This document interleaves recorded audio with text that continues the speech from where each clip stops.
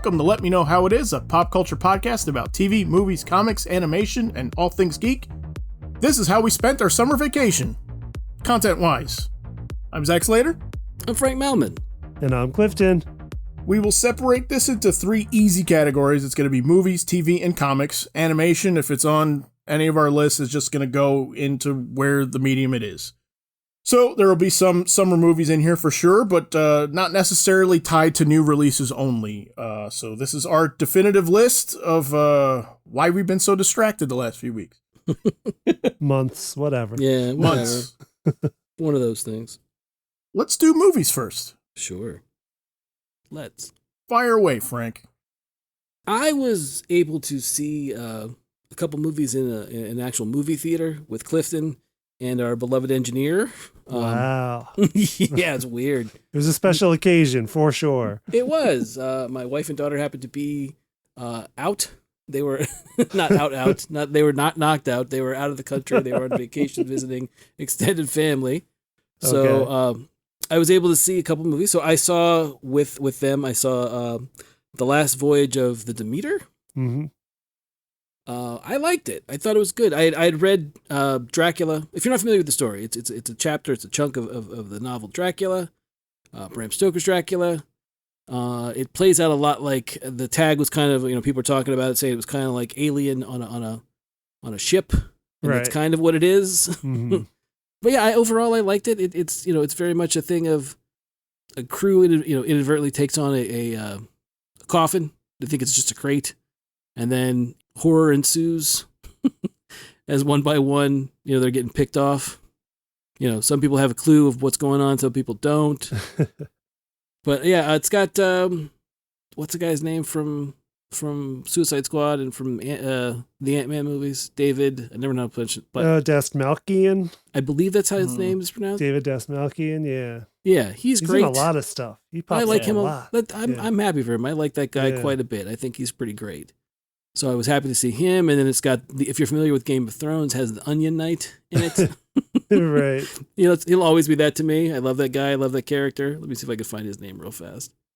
Yeah, Davos Seaworth. Davos Yes. Seaworth. Davos Seaworth. Liam Cunningham, and he's terrific. Yeah. He's sort of the the sailor captain that's going to get you through whatever you're dealing with, and they just don't realize what they're dealing with is spoiler. Title character of Dracula. Dracula's on board this ship. So yeah, it's fun. It's good. It's I thought it was well shot. I liked the Dracula itself. I liked the vampire stuff. All that was cool. Nice. Clifton, what did you think? No, I liked it. And it was just kind of cool. Like one of those things where they found a story in Dracula that hadn't exactly been told much before in all of the tellings of Dracula, including the first telling of Dracula. Because I feel like it's been a while since I've read original Bram Stoker's Dracula, but I feel like they kind of skim over that voyage. Yeah, a little bit.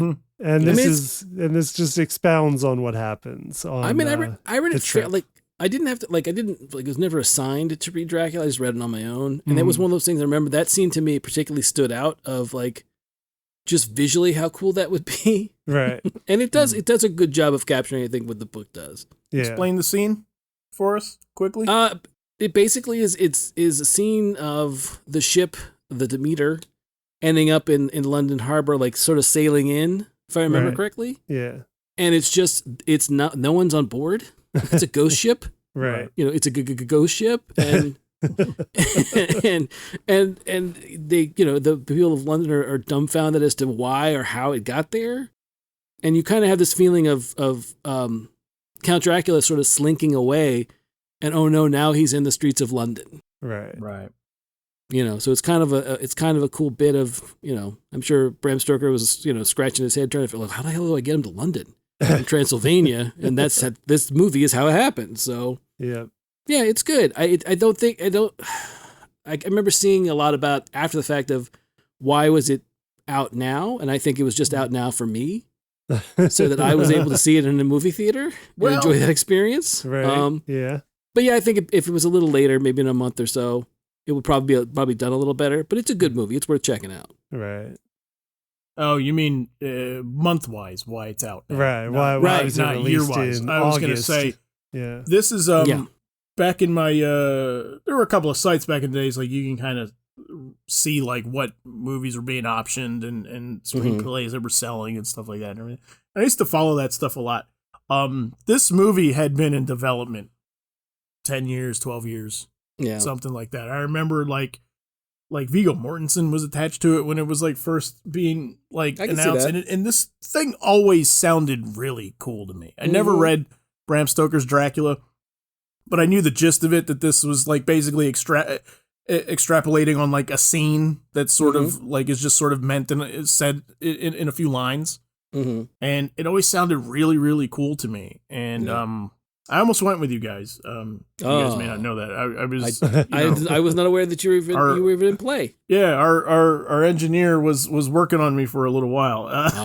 You should have gone, man. Would have been an even more special occasion. But that's the thing. Like he and I talk all the time, and the thing that kind of like that I lament about this movie is back when Universal was trying to get their shared universe going for their monster thing. It started with Tom Cruise's Mummy. Right, I remember. It ended with Tom Cruise's Mummy. Yeah. Spin off of what, the Monster Squad? What, that was where it starts? Seems like it's a disastrous first one to pick. Wolfman's Got Nards. Right. I've always been thinking like this is what they should do for the Dracula movie. Like this should be the one that kicks it off. Yeah. Well, yeah. I mean, as much as you love Frankenstein's monster and the Mummy and the Wolfman, Dracula's the big Megillah. I mean, that's the one that. You don't have put it this way, none of the rest of them are going to tell anyone else what to do. Right. Dracula is the one that's going to make it all happen. So why wouldn't you start with Drac? Yeah. Right? I mean, that doesn't just make sense. Yeah, for sure. Yeah. So yeah, I mean, no spoilers because again, if you've read Dracula, you know what happens. But it's I'd watch it. I'll put it this way, I'd watch another movie set in this world. Yeah. Mm. What they've done with this first one, although it'll probably just be the end of Dracula. So, but you never know. I mean, they can go anywhere they want to after this, really. Yeah, because this book was like chapter 7 of Dracula, just what was between the pages, what was between the lines. Yeah, but yeah, it was good. Enjoyed it. Clifton, what's one of yours? For me, and this is going back a little earlier to summer, but it's all summer for me. But this was the summer of Spider-Verse. For me, of Across the Spider-Verse came out. I forget when it first came out. It was so far back, and I've seen it so many times since. You kind of no offense, Clifton, but you kind of shocked me with the number of times you had seen it when you told me. But go ahead.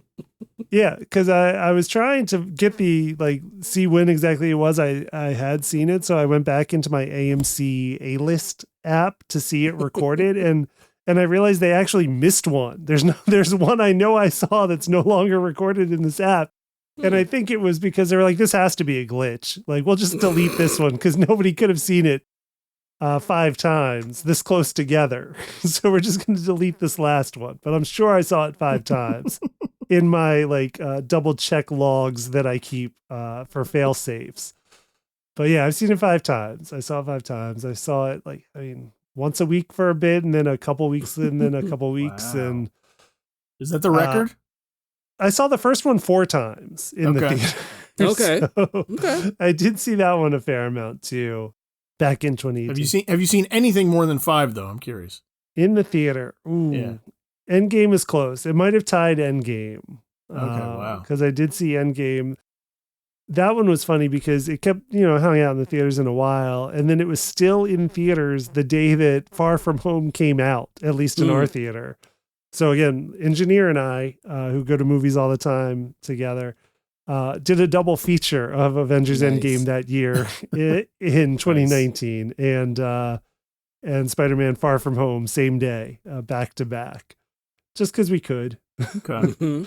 This might have tied. So I can't remember if I saw that 4 or 5 times. Our engineer saw Endgame more than me. I think we're tied on Across the Spider-Verse now. Yeah, 5 is my record. Not with this. Yeah. What was your 5? Dark Knight. Makes sense. That makes sense. Yeah, that totally tracks. That's on brand for sure. But yeah, so I mean, it's been Summer of Spider-Verse for me. I saw it that 5 times in the theater. I mean, starting the weekend it came out, and then the last time I saw it was in the middle of July in theaters because it was still showing on good screens here. So I saw it on one of our good projection screens here in our local theater. I bought the physical media, which was just delivered yesterday. I got the Steelbook with the 4K and Blu-ray discs plus digital copy. Like, I actually bought physical media for this movie. And the figures. I bought I showed Frank. I bought the SH Fig Arts collectible figures for Miles and Gwen. Nice. I had to have them, and they're gorgeous, gorgeous figures. I recommend them. They do some nice work. Yeah. So that's it. It's been my summer of Spider-Man, summer of Spider-Verse, and unfortunately, Zach has not seen it yet. I have not. No. Because I just checked yesterday with you. Yeah. Just to see. We were trying. We were hoping my son, who had never been to the movie theater before, we were hoping that was going to be his first one. Wow. And we showed him the first one on TV, and and he dug it. He dug it a lot, you know, and just summer happened, and it ended up we ended up missing it somehow, even though it was out the whole time. Like feels like the whole summer. Yeah, it was a big one this summer. Yeah, we saw it. We took our daughter to see it the day it opened. We went to an afternoon show and saw it, and then came home and watched the other one the next day. And she loved it. She thought it was awesome. And everyone, I guess, didn't, except for me, didn't know that it was. Well, don't spoil for Zach. Okay. So for Zach's sake, don't spoil anything. I won't spoil anything then. But any of our listeners who haven't seen it yet. Yes. So they didn't know that it was going to be as good as it was. I'll leave it at that. But they both dug it. They thought it was great. Thank you, everybody. You're welcome. I appreciate the hard having to talk about that movie while being vague as hell. Sure. Yeah. For me. Yes. Absolutely. Sure. I hear it's great. And I've been told, yeah. And this is the thing that I'm kicking myself for. I've been told many times that like there's that movie is like big screen wow. Like not not like watch on your TV at home. Like go see it in the big screen. Mm-hmm. So I'm kicking myself for that one. So I will go with my first one, and I'm not really going in any order, but the first movie that we ended up taking my son to was actually Teenage Mutant Ninja Turtles: Mutant Mayhem. Ooh, nice.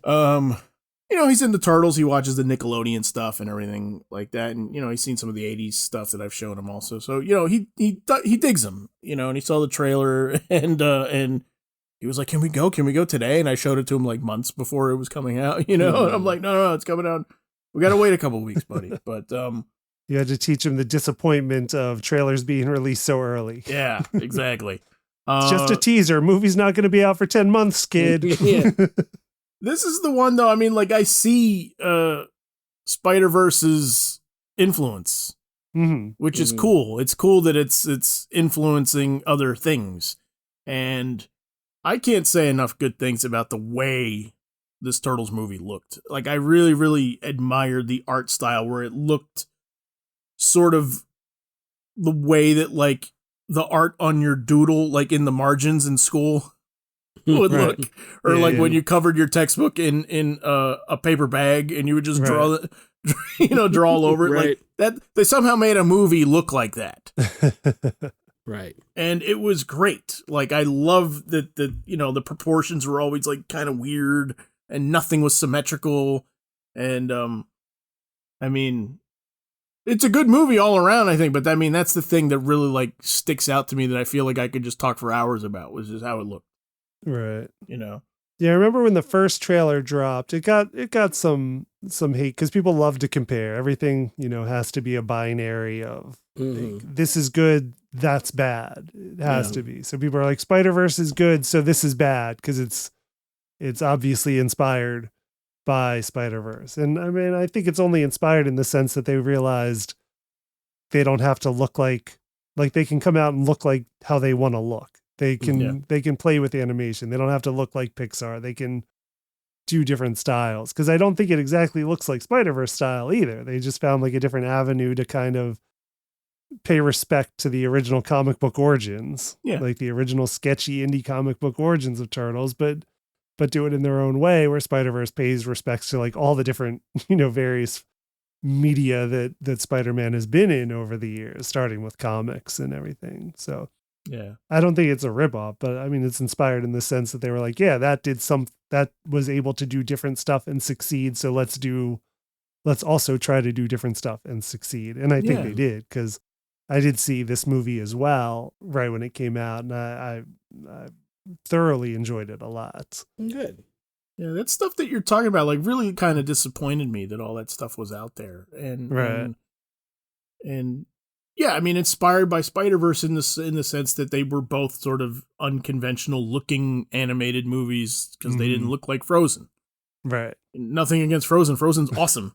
You know what I mean? But not everything has to look like that. Yeah. And I think it's silly that we're gonna praise Spider-Verse to such a degree and lament that all animation looks the same, and then the second something else comes out that's also different, it's sort of like, well, that can't be, right? Because Spider-Man exists, and Spider-Verse I'm like, well, did it first. We can have both, right? We can have both. Sure. It's fine, like, you know.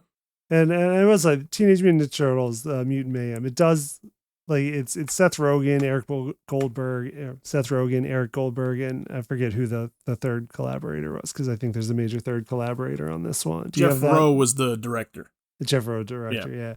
And like, it's got a ton of heart. Like, it's nice, because I was afraid. I'm not a fan of everything Seth Rogen and Eric Goldberg do, but I am a fan of some of it. Sure. A lot. So I didn't know which way they were going to go with it. And I think they ended up doing like a way that has heart, but like it pays respects to like the different versions of Turtles before, that it's not like too far astray from any version of Turtles we've seen before, but they inject like the heart that's in Superbad a little bit into it. But it's not like too super bad. It's not like Sausage Party or anything like that. Right. Like, it's still Teenage Mutant Ninja Turtles, just with some, authentic heart to it. Yeah. And I did enjoy it a lot. It's not Pineapple Express with the Turtles. Right. It's not like, yeah, and that's what I appreciated too about it. That they pushed the teenage aspect of it a lot, which it kind of gets forgotten about sometimes, I think, in some of the other versions. But yeah, no, highly recommend it. That's an art book that will be bought, I think, for sure. All right, Frank, back to you. You got more movies? I also saw, and we talked a little bit about this the night of that I saw it, Zach. No Country for Indiana Jones. Yeah. I'm sorry, Indiana Jones and the Dial of Destiny. That's what I saw. Right.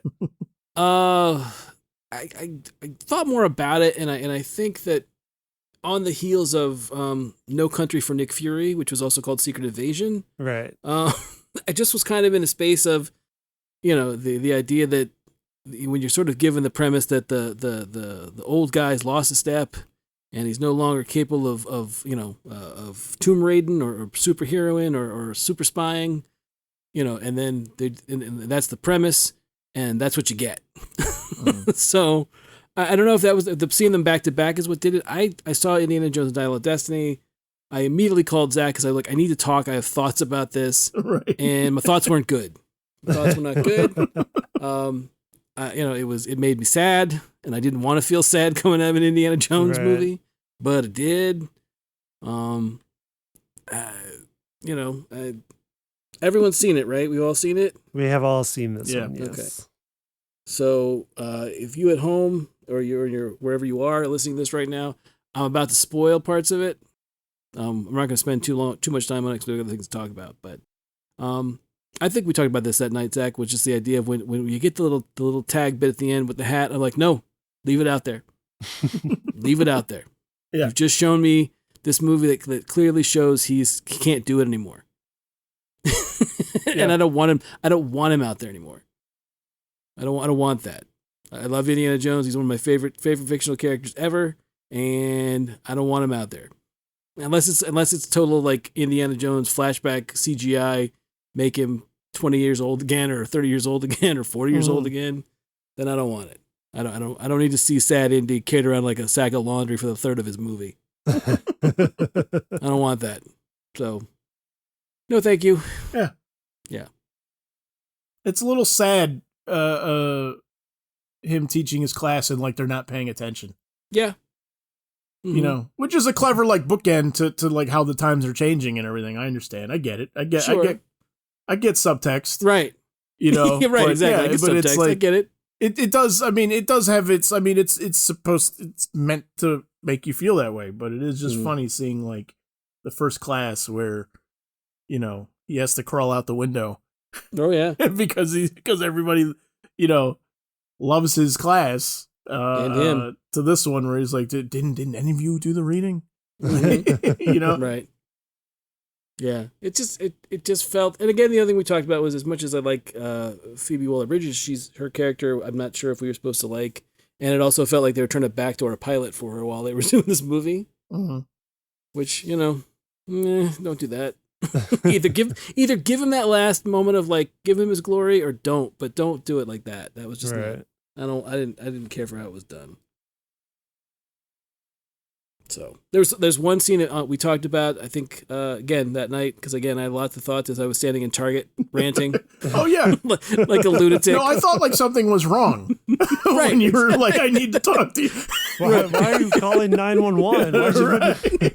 Right. Who's the crazy person roaming around the toy aisle, ranting about Indiana Jones? That was me. I was that guy. But yeah, it was, there's one particular scene on the, like, during, you know, again, there's a spoiler, it's on the boat. It's a really great scene. Harrison Ford acts the crap out of it. He's awesome. And then the rest of it just felt like, you know, I think you said it was that night also was, they're checking off all the boxes of things that Indiana Jones hadn't done on screen yet. Yeah. There were a lot of those moments. Have we had Indy on a boat? No, we haven't had Indy on a boat. Let's put him on a boat. Yeah. You know, let's have him deep sea dive. Let's do that too. You know, all that stuff was kind of checked off. But yeah, I'm unless, again, I'll put it this way: unless they're going to de-age him, I'd still think, you know, since I hear that Disney does some kind of animation, I'm not really familiar with it. Right. I think they have an arm that does animation. I'd love to see Indy in animation. I think that'd be done like tomorrow. Yeah. Right. And be palatable and plausible to people. But again, I don't run things, so. Right. It's not all bad. It's not all bad. No, I'm not even saying it's bad at all. I'm just saying that, like, it's you know, it's not Raiders. It's not Last Crusade. I don't think anybody was expecting it to be, you know, and there's some parts in it that make me, you know, that like made me very happy to watch, you know. I'm like you. I love Indy. I love Indy, but yeah. And then there's other things. Yeah, I do think about that. His goddaughter character and how much of her unlikability is intentional and how much is it just sort of like, all right, you're trying a little too hard with this one. You know, I don't know. Yeah, I'm good. I'm good with no more Indiana Jones, and I never thought I would say that in my life. Right. Unless it's an animated Untold Tales. Absolutely. Then go for it. Clifton, you got any more? I did see a pretty good string of kind of indie or lower budget, but horror movies that I was happy with seeing. Again, one of them is a Seth Rogen, Eric Goldberg production called Cobweb that also has Anthony Starr from The Boys in it and Lizzie Kaplan. It's a very unexpected horror movie starring the kid that was also in Last Voyage of the Demeter, who was the kid on the ship. So a lot of people I've seen all over the place in this time. But Cobweb was good.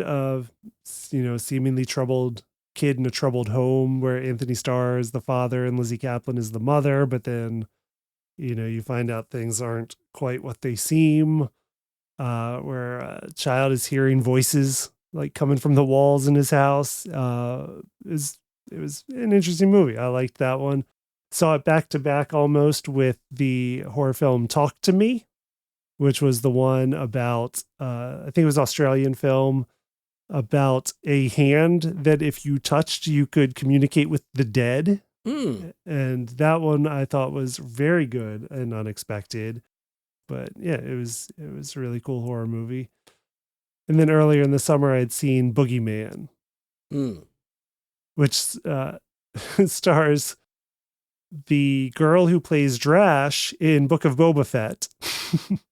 and also Okay. stars the girl who played, who was in Obi-Wan as the young girl in Obi-Wan. For those who have seen Obi-Wan, the young Princess Leia.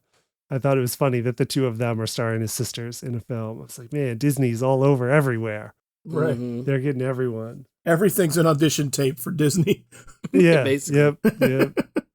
But that was an adaptation of a Stephen King short story, and also starred David, and also had David Dastmalchian. That's another place I saw him this summer because he is everywhere. All of a sudden, he was in Oppenheimer too. That guy is everywhere. But yeah, those were like 3 low budget.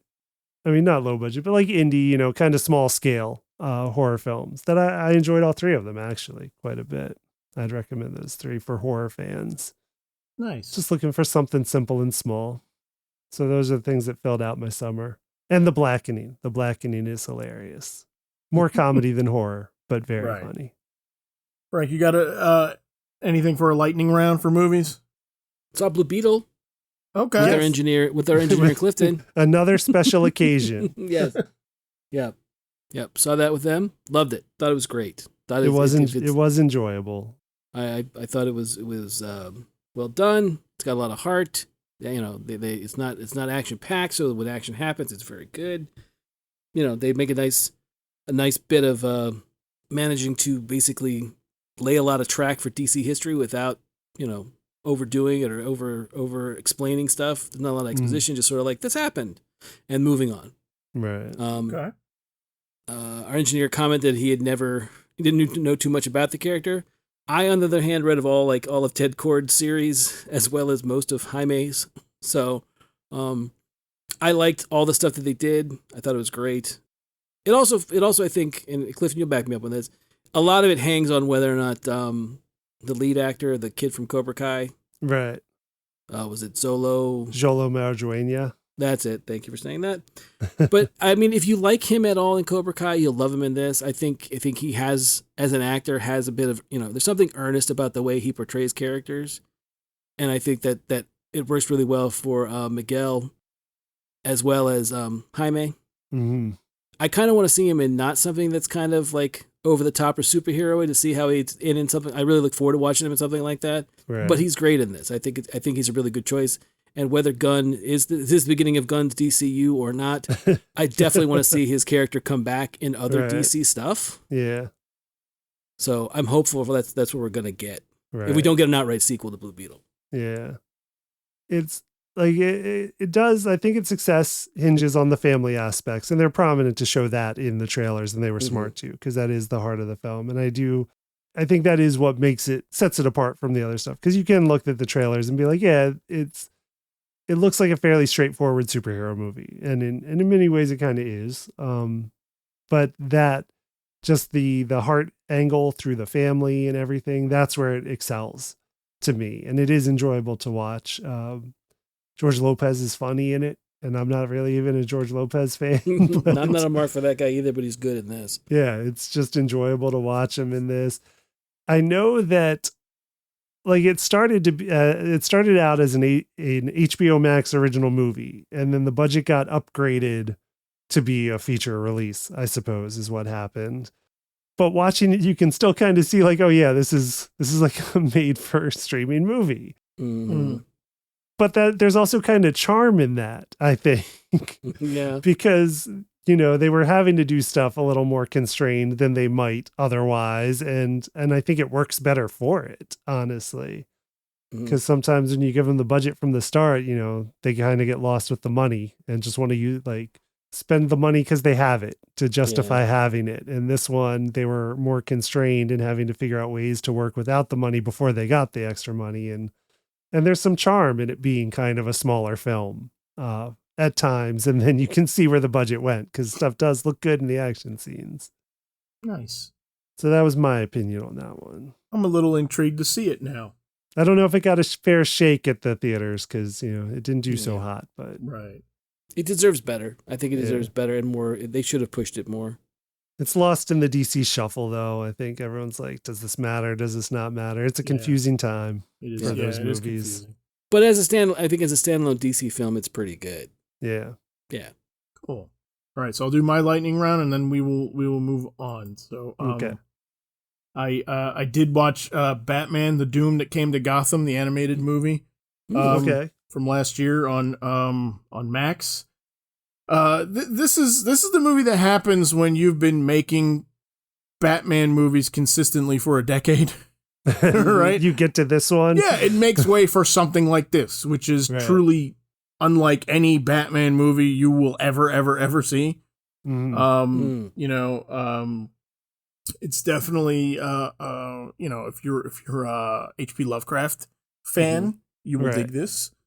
For sure. It definitely, you know, pushes those muscles a lot, and it's a very, very nice looking movie too. I mean, the animation style of it is really, really cool. It's not sort of the house style that they do in the Tomorrowverse is what they're calling it. Started with the Man of Tomorrow Superman movie, the second go around of the shared animated universe thing. Okay. So so I saw that one. I gather nobody's seen it yet. No, not yet. I have not. I gather nobody's seen anything on my lightning round, but we'll see. Maybe. I watched Stan and Ollie from 2019, which is it's the Laurel and Hardy movie.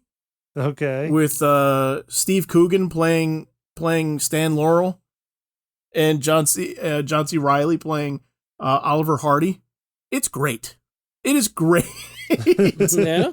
Yeah, it's really, really good. And where can that one be watched? That's on Max. It's a small movie. It's only about like 90 minutes or so.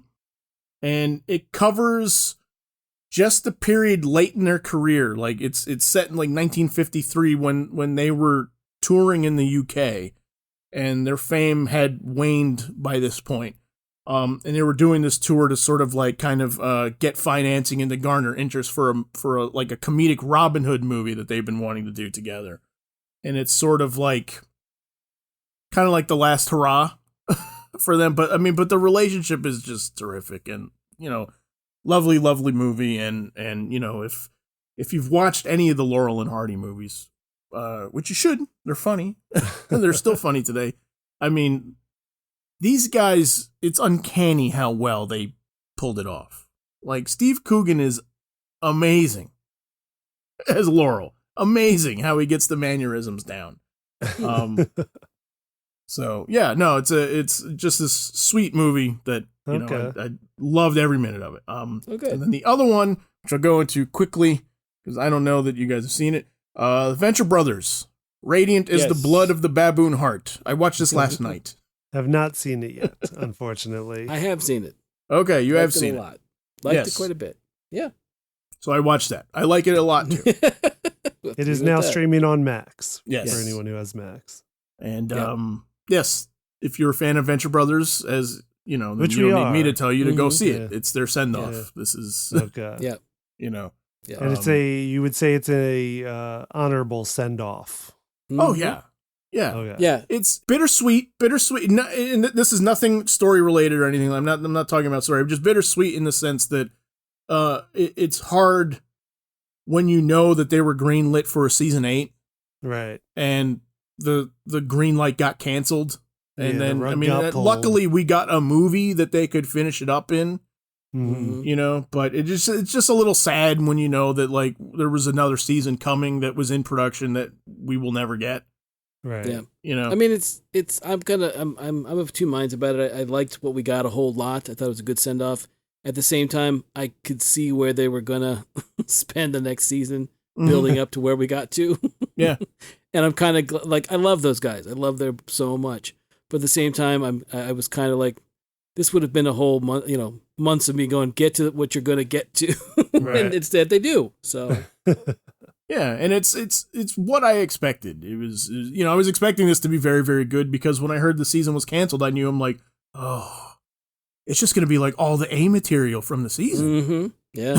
Right. Like, and now 21 years later, we have 7 seasons in a movie. Right. Venture Brothers 21 years later. Wow. I'll throw it to you guys next. Do you guys want to do TV or comics next? TV? All right. 1 vote for TV? TV. 2 votes for TV? All right, let's do it. Who wants to go first? Frank, you started off, so Clifton, you want to go first this time around? Yeah, I'll go first, and I'll go to a revisit of what we did a review from recently, and that is My Adventures with Superman. Mm-hmm.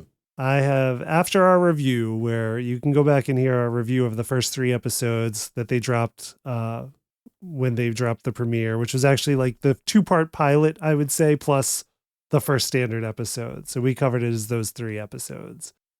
And in our review was pretty clearly favorable to it. If you want to go back and hear all the details, please do. But I avidly kept up with it after our review. Like, this is a show probably more than any other show this summer that I looked forward to being on and would watch as close to time of air as it could, even though I hardly ever watch anything at time of air. And this is as close as it got to me watching something as it aired.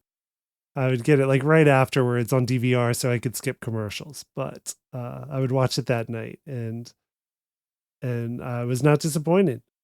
The show is a home run, in my opinion, and we talked just a little bit covering stuff, and I know Frank is not 100% up to date, as the finale, season 1 finale, just aired the other day, but yeah, so we won't go into spoilers on what happens there, but everything else along the way, fantastic. Yes. So good. Mm-hmm. Yes. As much as they I feel like they are, hitting the warp speed on some stuff, and then it still works. Yeah. I also am chomping at the bit for them to actually get to other stuff, which they haven't got to yet. But no, I've loved it. I think it's great. I think the only note that I had, and Zach and you talked about this a little bit, was just I kind of want villains that aren't tied to the main plot. Mm-hmm. Right. And I'd like villains to be, we get sort of a very, semi-traditional Superman costume. I kind of want villains in their full garbs. I want also costumes. Yeah, I want costumes. Right. Yeah. I want villains who are like, if you're gonna give me gimmicky villains, I want gimmick villains that are like, I'm in it for the money and I don't care about anything else. Or, villains have all sort of motivations just like heroes. So it's one of those things where I'd like to see a little more of that. But again, so far for the first season, I thought it was terrific, and I hope we get another one. So yeah. I co-sign everything you said, Clifton. This is I don't watch anything on time, and I watched this on airing every week.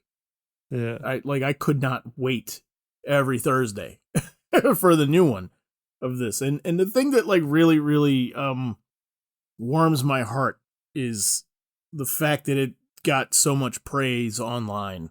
And people are like really, really digging it, and it's getting talked about a lot because Superman, not for any of us, but Superman is kind of a hard sell for people sometimes. And I don't know that people necessarily get it. No. And for this version that is so like unapologetically optimistic and bright, and people to like get it and not only like the take, but like you're just all in on the show is really, really cool to me. So I can't say enough glowing things about this show. I love this show. Absolutely recommend it to anybody who likes superheroes or doesn't know much about Superman but would like to try.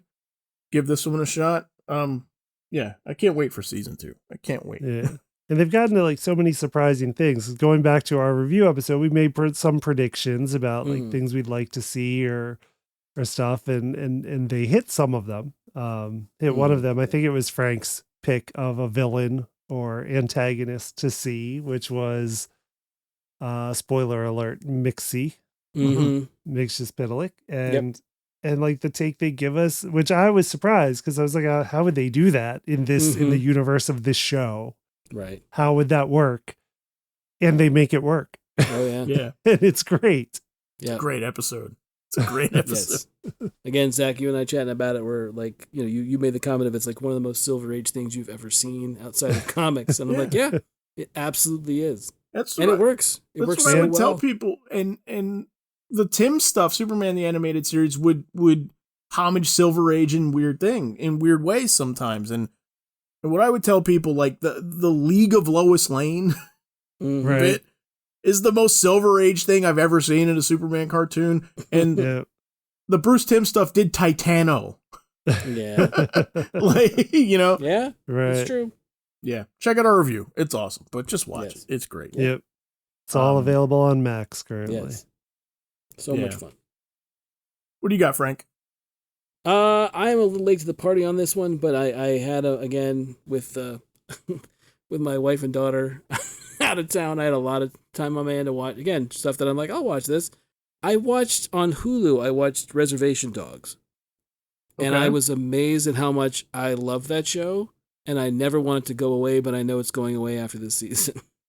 If you're familiar with it, it's about 4 kids that live on an Indian reservation in, or Native American reservation in Oklahoma. Okay. And how their daily lives, and then you've got a really great ensemble around them of characters that are in the town, and then it slowly develops its own continuity. And it's really smart. It's one of those shows that sort of immerses you in culture and that doesn't really hold your hand, and definitely makes it so that you have to get caught up. Like you have to do your outside. At least I did. I know. I watched some reviews on YouTube of people within the culture who are like, oh yeah, this show hits everything I've ever wanted to see in a show about our people. But they got it. There are lots of jokes and lots of inside stuff that I didn't pick up on and had to look up. But I love the show. The characters are great. But yeah, it's one of those things where I look forward to it being. It's the 3rd season's playing out now. New episodes I think are every Wednesday, and it's one of the things where I'm really kind of sad about the fact that I'm not going to have any more of this after this. Okay. So, but no, it's very funny. Characters are great, very well written. I'm trying to look. Taika Waititi's behind it, as well as let me make sure I get the guy's name. Sterling Harjo. There you go. Yep. Just terrific. Just such a it's really. Oh, and then the other thing is, it does a really good job of blending in like Native American like supernatural stuff as well. Like it's not like it's one of the things where like if you're not aware of it, to me it reminded me a lot of, and I think I've said this before, like small town noir stuff that Joe R. Lansdale does. The idea of like, yeah, there's everyday people, and then yeah, there's supernatural elements too, and we just sort of live with all that stuff. Yeah. And this show does that, blends all that stuff together really, really well. I've started it. And it sounds like I have a lot of good stuff to look forward to and continuing it, but I've only seen the first episode so far, which first episode was fantastic. But that's as far as I've gotten for now. Yeah. Yeah. It's one of the things where I think you would really like the rest of it, Clinton, because it's very much almost kids on bikes coming of age on a reservation. Yeah. So highly recommend it. It's terrific. So, because again, it's one of those things where when people tell me, and again, these aren't people that I don't respect their opinion. It's just so many people told me how good it was, and I was like, okay, sure, it's great. But no, it's again, I'm genuinely like, of a lot of shows that I've watched recently, that's the one I'm just like, I'm super sad to see it go. Okay. That sucks. I'm sorry. Yeah. I'm watching I guess this is probably like the most recent thing on going right now is Only Murders in the Building. I'm gonna start that soon. How is it? It's great. I absolutely love the show. And it's show my wife and I watch together. We both love it, and it's it's quirky, it's funny, it's dramatic, it's it's twisty and turny. It somehow does all of it. It's really stylish. It's really, really nice looking show to look at, and kind of echoing what you were saying, Frank, about like your show kind of going away is it's really fun to be into a show that's doing like really well. You know what I mean? And I've realized this summer like how jaded I've become, unfortunately. And we're like, now I'm at a point where like when I watch a television show, I no longer have any presumption anymore of another season. Right. Like I realize like I've become that. Like you're just like it's just sort of like I'm just appreciating what I have now. And I just don't. And if something comes back, great. I'm happy about it. But I'm never expecting anything to come back now. And I think part of it just kind of stems from Young Justice, where it's just like, yes, we got 4 seasons, but like it was a dog of a fight every season to make it happen. You know what I mean? And it's just sort of cool to be like into a show that, like, I don't know that everybody's into, but like it's doing well. And like this season 3, which we're in the middle of right now, is like doing better numbers than any of the other ones before. Whether or not that means anything, I don't know. You know, like I said, I'm jaded. But Right. all that to say, it is a fantastic show. Steve Martin's a national treasure. Yeah. Yeah, I can't say enough glowing things about this show either, too. This is just one of those, like, I'm happy when this show comes on. I'm just like, I'm smiling the whole time. You know? Am I the only one that's seen it? Have you guys, Clifton, have you not watched this also? I have not started any of it yet. Okay. And again, I like it. I like everyone involved in it. I mean, Steve Martin, Martin Short, Selena Gomez, I even like. She's funny. So I'm sure I would like it. I'm sure I would enjoy it a lot. It's just another one I haven't gotten into yet, but I'm sure I will. And I do want to. Yeah. And the performances are really good too. Not just the three of them. I mean, like everybody, like their ensemble, their supporting players that, you know, some of them you see reoccurring from season to season and everything. And it's sort of fun to kind of get to know those characters too. But they're also, I mean, they're really, really good at, you know, guest stars pop up from time to time and they're always really, really cool. Yeah.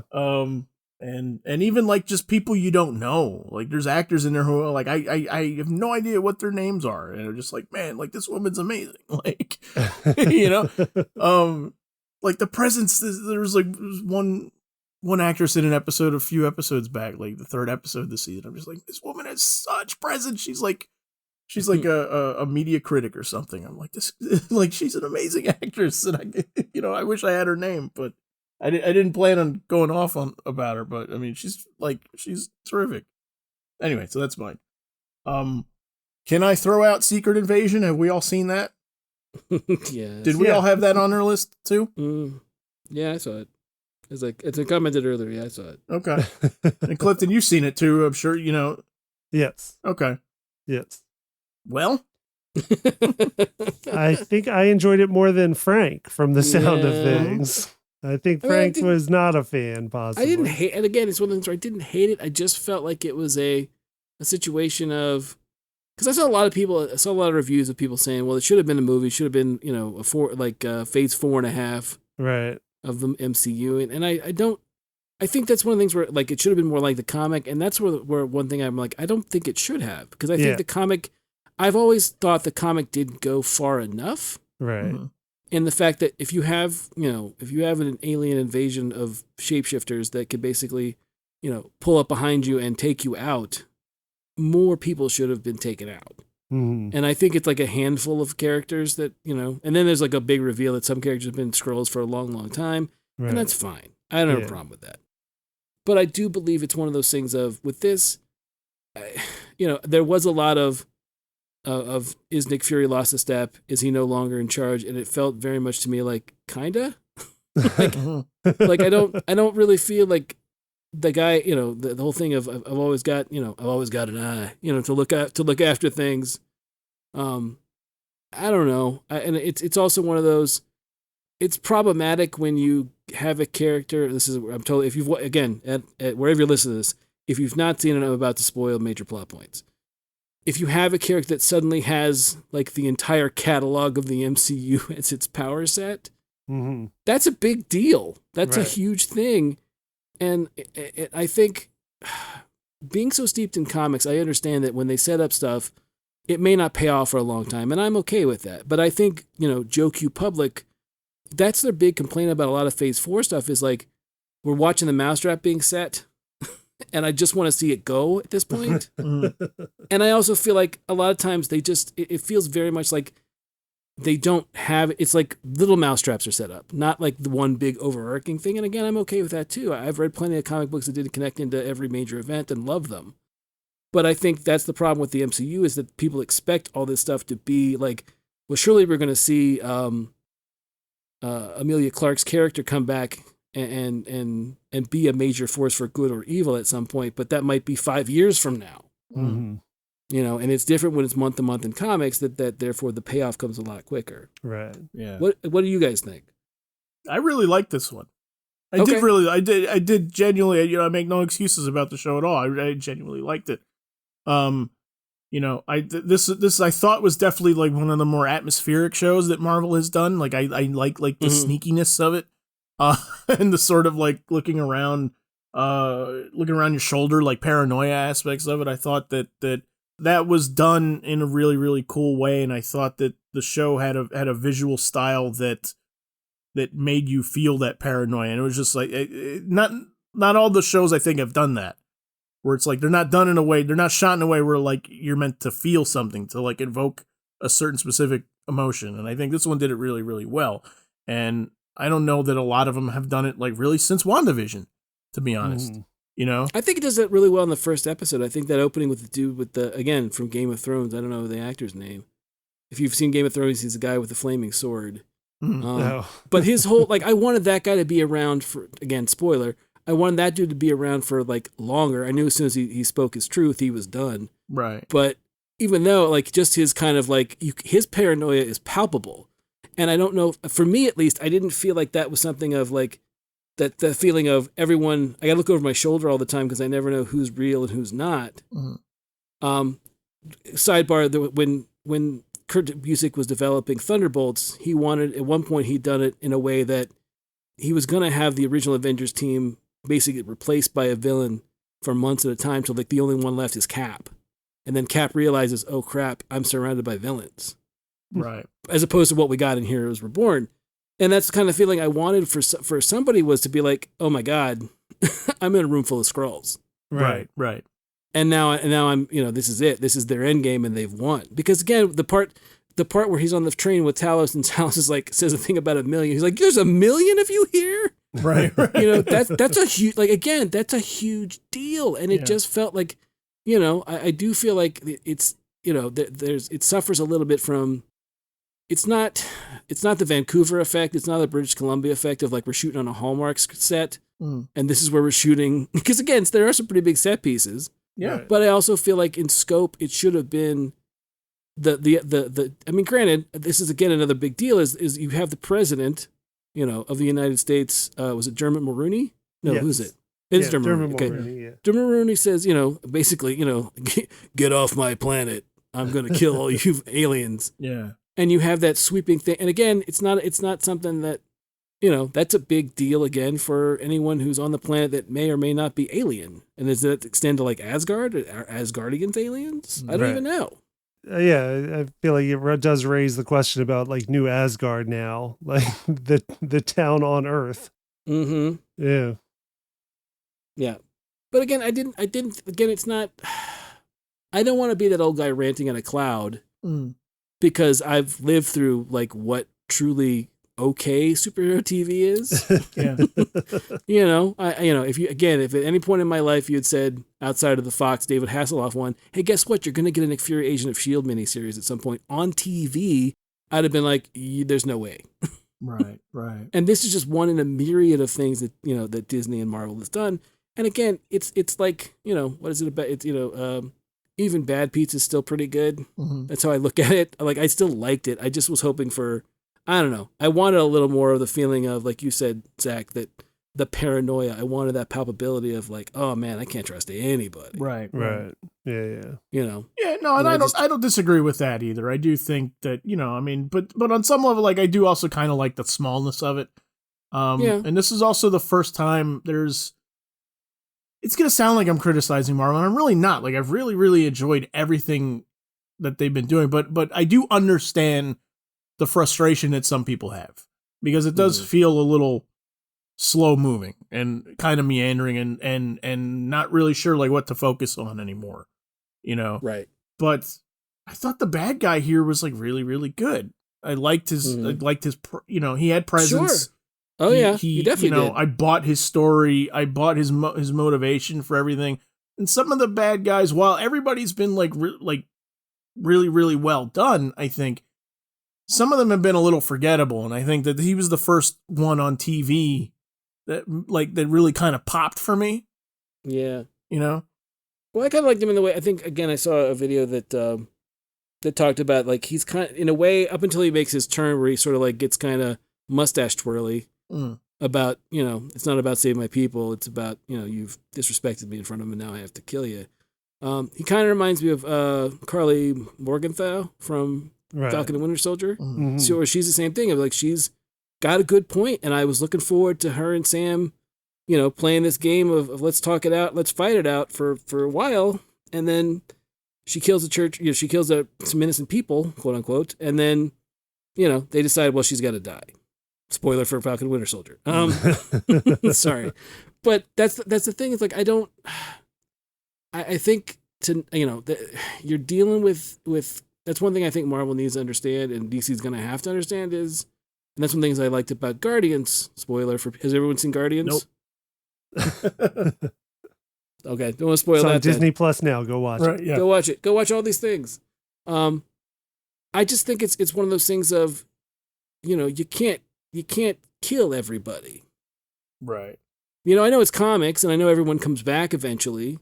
That's just how comics work. At one point it's a revolving door. It's just I don't want it to be a situation where I have to roll my eyes at some silly resurrection when, like you said, I liked his motivation. He had every right to be pissed at Nick Fury. Yeah. And Carol Danvers too for to go even further, for not doing what they said they were going to do. Their motivation is not suspect at all. And I kind of wanted him to sort of be that, where he had the motivation. I don't feel that Emilia Clarke's Gaia had the same oomph to her arc that had the same motivation. Because Fury didn't come off as Fury was setting her to kill people, or building his entire career.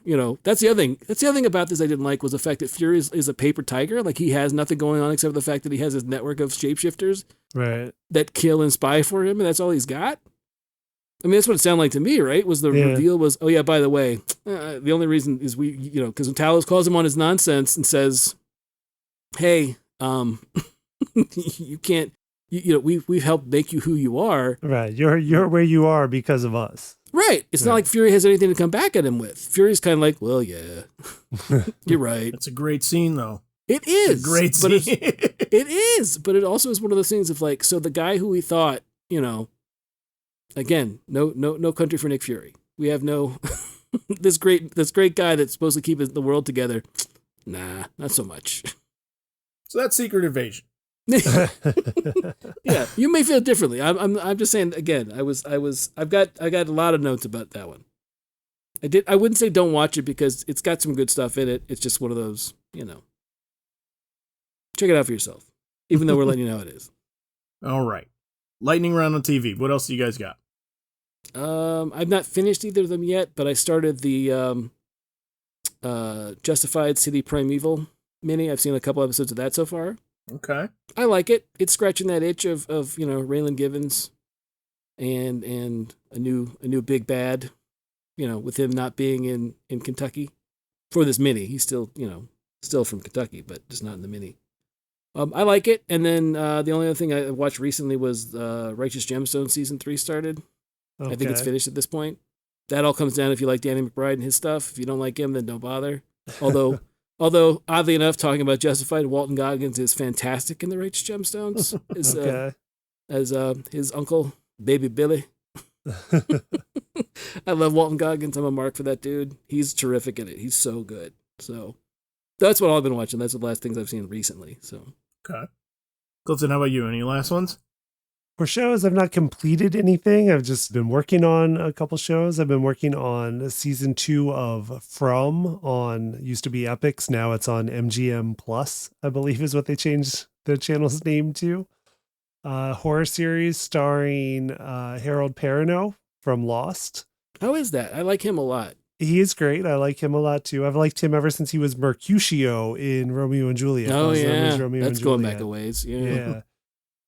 It's a show that it has, it's a little reminiscent of Lost in that it's people trapped in a place of paranormal or supernatural means and stuff. But in this form, it's a small town where people drive into and can't drive out of. And then they're trapped there with what I feel like we can only describe as like nightmare creatures.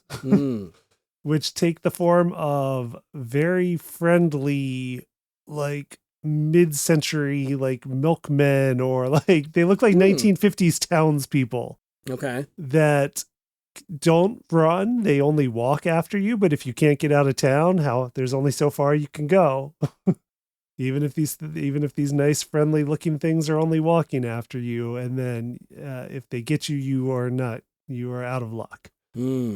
So it's definitely a horror show, but I've liked it. I liked season 1. I enjoyed, and it does follow kind of the Lost thing of like slow burn mystery, like revealing secrets of what this town is about, what these creatures are about. But I've been enjoying it. I'm halfway through season 2 currently. Nice. And everyone in it is good. Actually has a lot of people from Hallmark movies in it because I think they film in Vancouver. So it is funny to see like the people I know from Hallmark movies in very non-Hallmark situations, in very non-Hallmark parts in this film. That is always fun. But yeah, no, I've been enjoying that one. Cool. I wondered about that one. Yeah, slow burn mystery horror show. Little reminiscent of Lost. And then the other one I'm working on is I just started Ahsoka on Disney Plus, and I have enjoyed the first 3 episodes. Okay. That's on my list too. I haven't got to it yet. Yeah. So, no, that's basically my list. I finished up Owl House, and I'm watching Kipo on Netflix still. I'm in season 2. Both are great. Both are lovely, lovely, lovely animated shows. I don't want to spend too much time on it. I don't want it to be indicative of what I feel about it. I love both of those shows a lot. I think they're both very, very special shows, and they're great.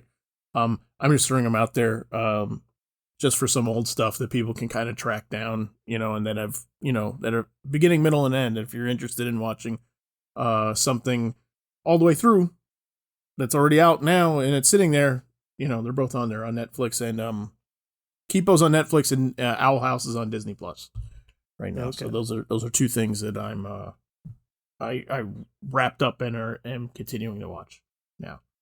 All right, so let's go to comics. But first, if you like the show, you can check out all of our episodes on letmeknowhowitis.com. Just please, however you find us, don't forget to like, subscribe, and leave us a review. And finally, if you want to suggest a topic to us, let us know in the comments or at whatever Twitter's called now. Handle is at LMKHII. Or you can email us at info@letmeknowhowitis.com. And we are also now on Blue Sky social media. Wow. We are on Blue Sky. We're spreading out. Also, show's initials LMKHII. Cool. Awesome. All right. Here's a comic I was reading. I was reading The Life and Times of Scrooge McDuck. Part 1. Cool. How's that?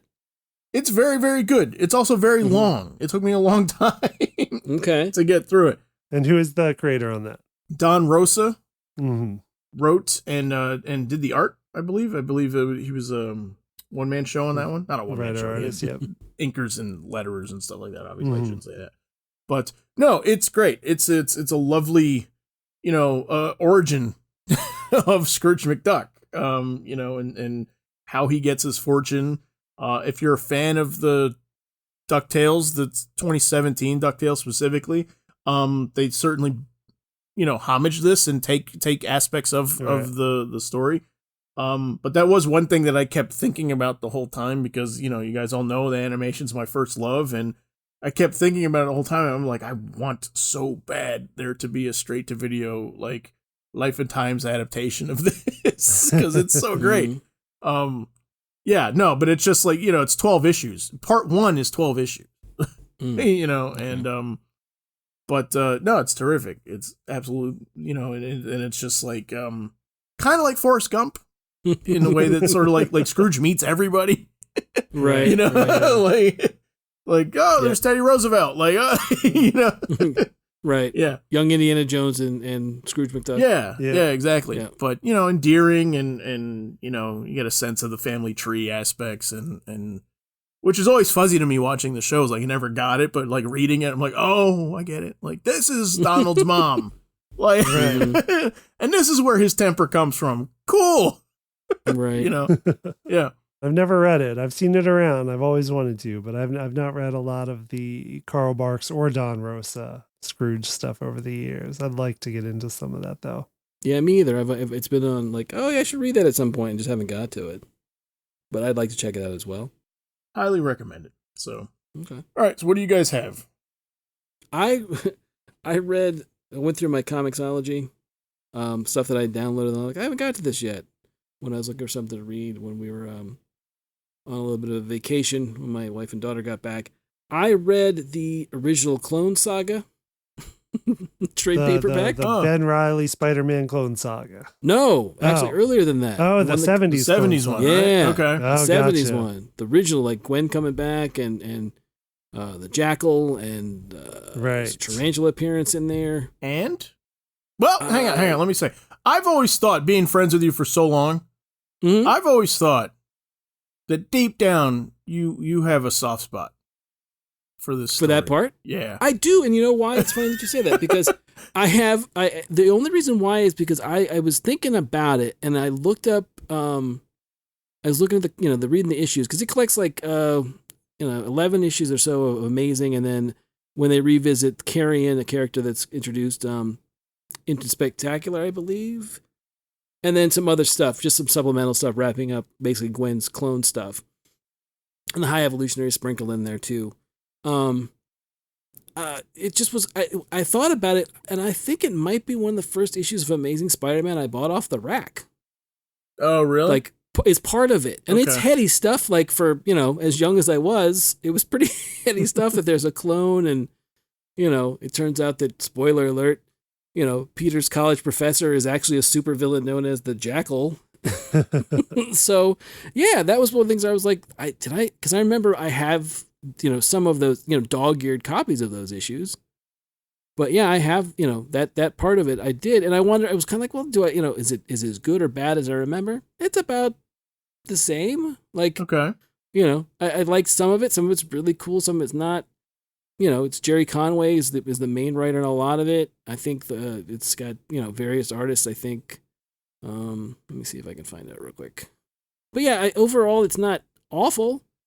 I mean, if you can stomach the idea of, Peter having, having a clone, right? If you're okay with clones as a thing, but no, it's interesting. And again, I think it's more if you're a fan of Amazing and you've read, because again, Jerry Conway is also the one that decided the whole thing of like issues like 120, 121 with the Goblin and Gwen Stacy to begin with.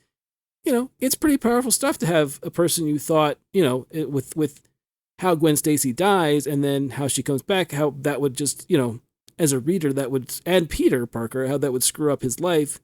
And then I think it's just one of those bits of Spider-Man lore that just got, turned to the nth degree and shouldn't have been. Mm-hmm. So, not that I don't like Ben Reilly or Kane or any of that, some of that other 90s stuff, but, also it just got to be, they saw dollar signs and then just kept doing, mini or one-shots or whatever. So, yeah, I read that. And it got to be a lot. It did, for sure it did. Yeah. And the other one that I read, which was kind of I was in the mood, I've had it again, it was one of those, in my Comixology for like ever, and I'm like, I'm going to read this, and I finally broke down and read it. It was a book called Batman Superpowers, and it's not the toy line, but it's a story set in around the time of Identity Crisis, and it's trying to, like, it's from Batman Confidential. I think it's like 50 through 54 by Mark Guggenheim and Jerry Bingham. Jerry Bingham's on the art, and Mark Guggenheim wrote it. It's a story about Batman meeting. He's doing that whole like travel around the world learning stuff bit, and he comes up against a warlord, and then he meets some Asian heroes who are like a loosely based Justice League, and it's like a story that's set through like different eras. Like it's got kind of a Silver Age Justice League story in it, and it's supposed to be a first time they meet Batman story, and it sort of works, but it sort of doesn't. And then it also supposed to be the idea like that's why Batman works alone and isn't part of a team, is because of they betrayal right of both Identity Crisis and this old story. I just, like I said, it's just one of the things, a Batman story like I've had in my Comixology forever, and I'm like, I'll just read it and see. It's a mixed bag. It sounds ridiculously familiar for some reason. Yeah. This really does. Yeah. Okay. I mean, when you find, like there's one part of it that I just was like, my jaw was on the floor of like, what? How did this get past editorial? It's so ridiculous. But overall, I mean, it's not, I wouldn't recommend it. It's not, again, not awful. It's just one of those, okay.